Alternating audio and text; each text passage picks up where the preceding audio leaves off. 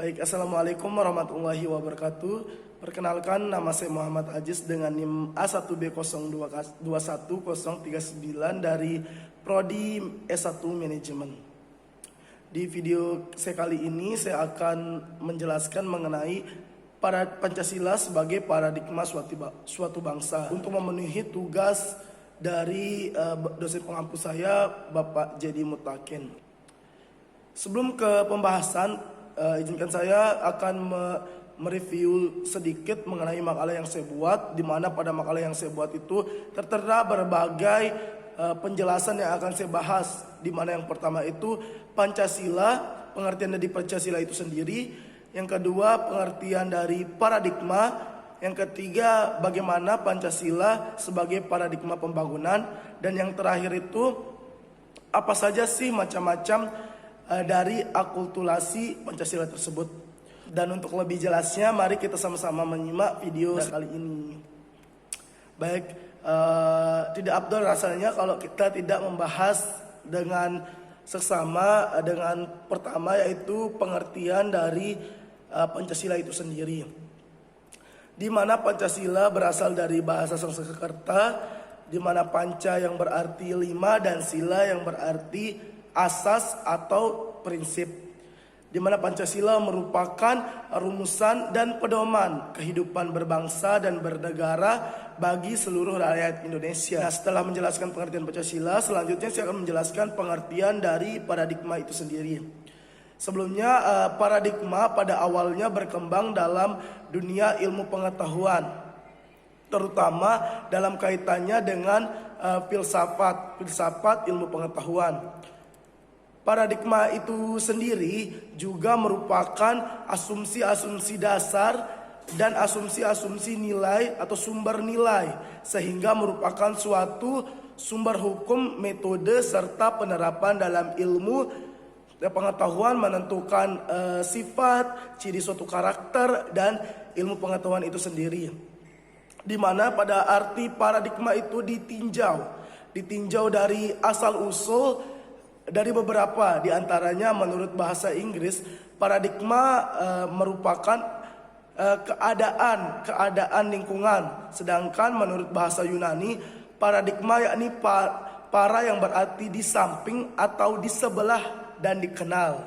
Kemudian menurut kamus psikologi, paradigma diartikan sebagai suatu model atau pola mendemonstrasikan semua fungsi yang kemungkinan dari apa yang tersajikan.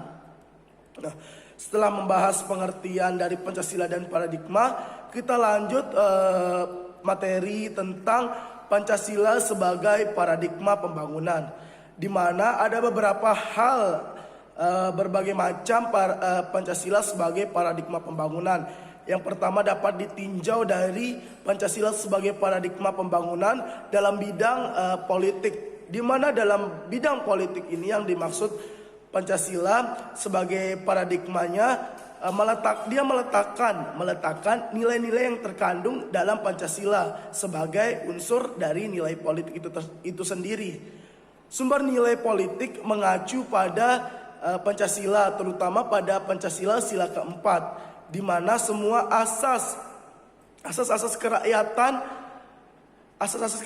itu harus berkembang. Hal ini dikarenakan bahwa warga negara merupakan pelaku dari politik tersebut, sehingga masyarakat harus mampu menempatkan kekuasaan tertinggi sebagai warga negara Indonesia yang menganut sistem politik demokrasi, di mana kekuasaan tertinggi dari rakyat, oleh rakyat, dan untuk rakyat itu sendiri. Adapun yang kedua itu Pancasila sebagai paradigma di bidang hukum. Nah, di Pancasila sebagai paradigma di bidang hukum ini, yaitu melindungi segenap bangsa Indonesia dan seluruh tumpah darah Indonesia. Hal ini mengandung makna bahwa tugas dan tanggung jawab tidak hanya oleh penyelenggara negara saja, akan tetapi juga rakyat Indonesia secara keseluruhan tanpa satupun orang. Nah, atas dasar tersebut, sistem dan keamanan adalah mengikuti sertakan seluruh komponen bangsa serta sistem pembangunan, pertahanan dan keamanan Indonesia disebut sebagai sistem rakyat semesta. Yang ketiga, Pancasila sebagai paradigma dalam pembangunan ekonomi. Sesuai dengan paradigma dalam pembangunan ekonomi, sistem ini harus mendasarkan pada moralitas, keutuhan, dan kemanusiaan. Hal ini bertujuan untuk mensejahterakan rakyat secara keseluruhan tanpa ada satupun yang terlewatkan. Pembangunan ekonomi harus mampu menghindarkan diri dari monopoli serta persaingan bebas yang nantinya akan menerbitkan keuntungan besar pada pihak yang kuat dalam bidang ekonomi. Sedangkan pengusaha-pengusaha kecil akan dirugikan dengan adanya sistem persaingan bebas dalam perekonomian tersebut. Yang keempat, Pancasila sebagai paradigma dalam pembangunan sosial budaya. Dalam hal ini mendasarkan pembangunan sosial budaya berdasarkan nilai-nilai yang telah ada dalam masyarakat itu sendiri.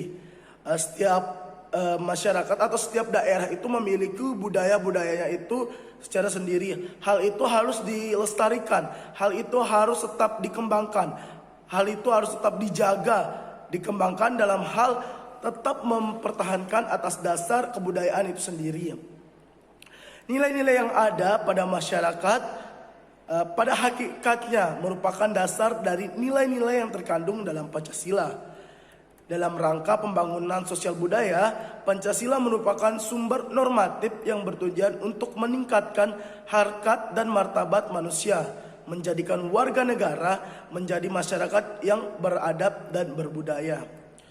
Dan seperti yang kita lihat pada era globalisasi, nilai-nilai budaya yang berkembang dalam masyarakat sudah mulai tertimbun oleh budaya-budaya barat yang masuk ke budaya Indonesia.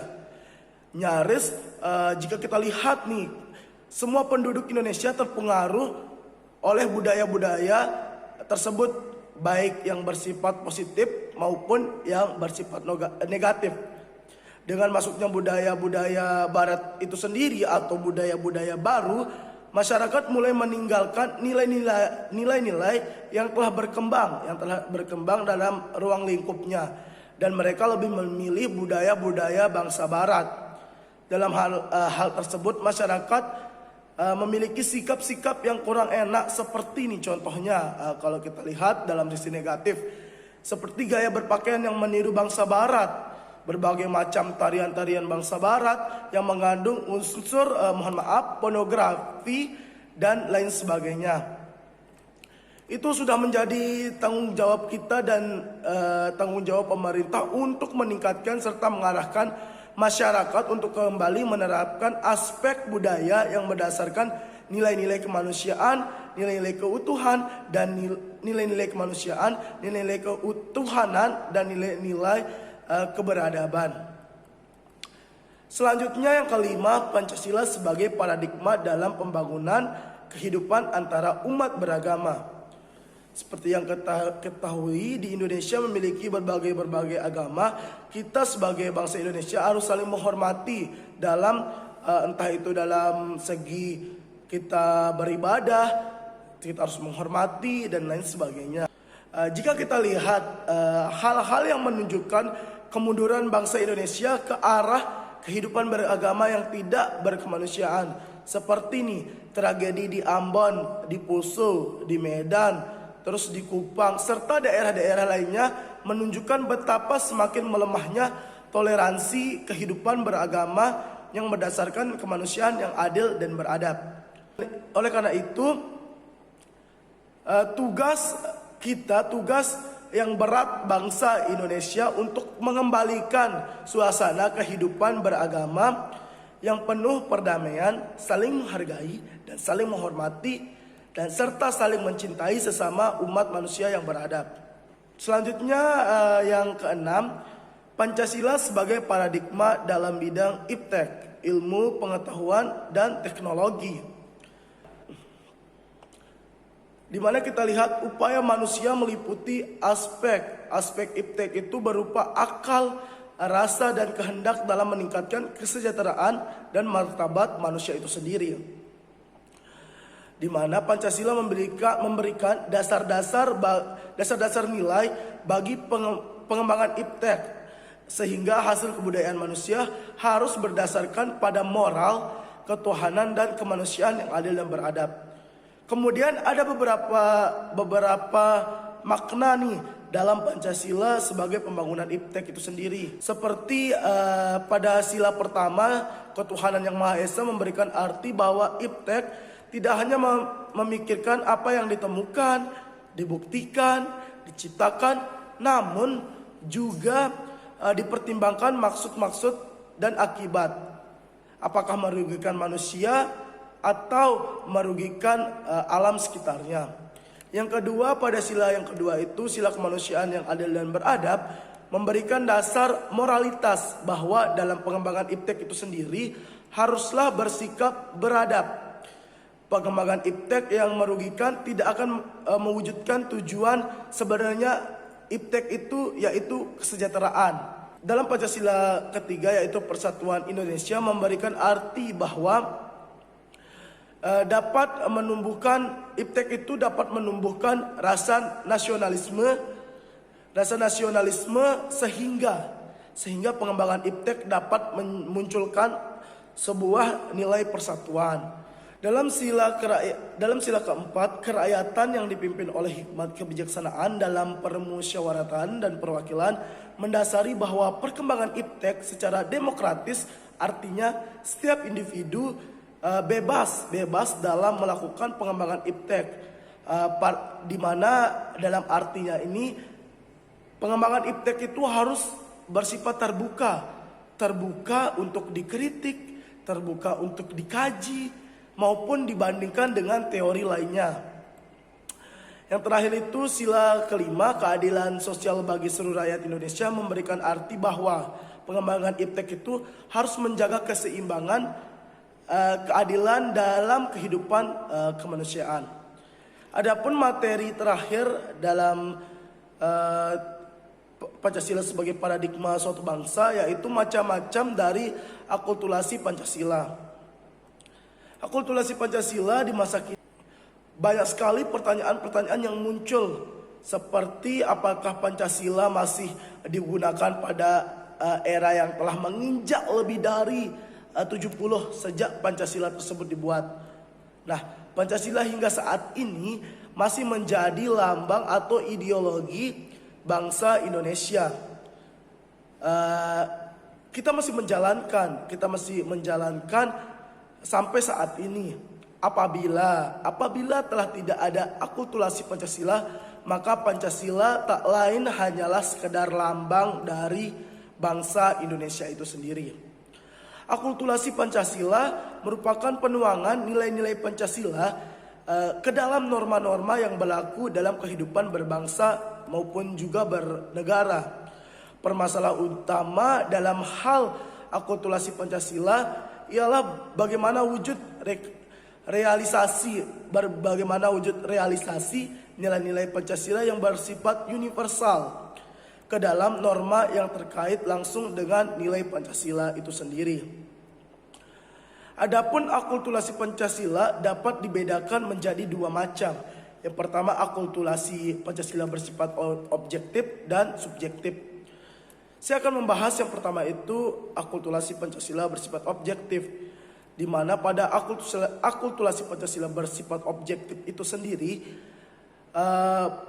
di mana berbagai kehidupan kenegaraan yang meliputi entah itu kelembagaan negara seperti legislatif, eksekutif maupun yudikatif.